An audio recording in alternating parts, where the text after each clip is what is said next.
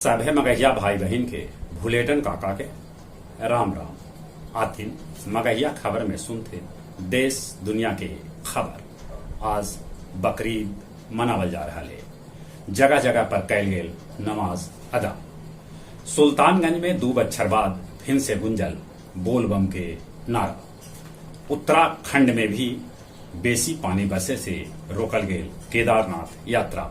बिहार में जाति गणना फरवरी 2023 तक पूरा कर लेवल जाए। आज 10 जुलाई के गया जी के होटल सुखदेव पैलेस में अंतर्राष्ट्रीय मगही सम्मेलन सह डॉक्टर राम प्रसाद सिंह साहित्य पुरस्कार सम्मान के आयोजन करल जा रहा है।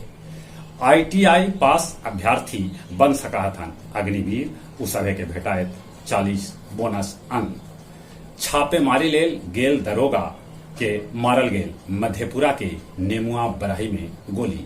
अमरनाथ में बचाव कार्य अभियो जारी है। अभियो ढेर लोग लापता। 2 दिन बाद फिर से अमरनाथ यात्रा चालू कैल जा सका है। रूस यूक्रेन के बीच लड़ाई अभियो जारी है। रूस अब जेहल में बंद कैदी सभे के भी लड़ाई के मैदान में उतार सका है। श्रीलंका में आर्थिक संकट से हैरान परेशान जनता कोलंबो में प्रधानमंत्री के घर के आग के हवाले कर दिलन। राष्ट्रपति भवन पर कैलन कब्जा। राष्ट्रपति अपन भवन छोड़ के भागलन। मस्क ट्विटर के साथे समझौता कैलन रद्द। प्ले स्टोर से हटावल गेल 4 गो खतरनाक ऐप। आज जापान के ऊपरी सदन में हो रहा है चुनाव। गया जिला हिंदी साहित्य सम्मेलन में आयोजित कैल गेल काव्य संध्या 411 जेकर अध्यक्षता सभापति सुरेंद्र सिंह सुरेंद्र और संचालन डॉक्टर राकेश कुमार सिन्हा रवि कैलन। इस अवसर पर जनाब गुफरान अशरफी मुख्य अतिथि के रूप में उपस्थित रहलन। मगध विश्वविद्यालय के छात्र सभे कैलन कुलपति के पिंड दान। जेठ के मात दे रहल है आषाढ़ के रौदा। गया जी में 65% पानी कम बरसल है। गया जी में कोरोना के प्रकोप तेजी से बढ़ रहा है। यहाँ संक्रमित की संख्या 100 के पास पहुंचे जाये थे। सिकड़िया मोड़ भीड़ से 70 बोड़ा महुआ पुलिस जब्त कैल। और कुछ खेल के समाचार।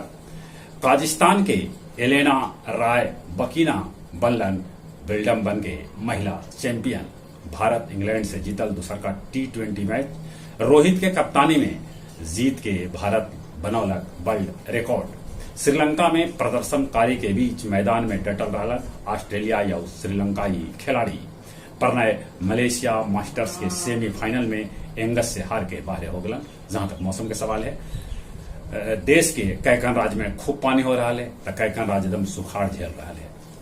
बाढ़ और सुखाड़ के बीच देश झूल रहा है। कोरोना के प्रकोप भी बढ़ रहा है। कोरोना से बचे ले मुंह होना पर मास्क लगाते हैं। चली अपने सभी के एक बेर फिर से भुलेटन काका के राम राम।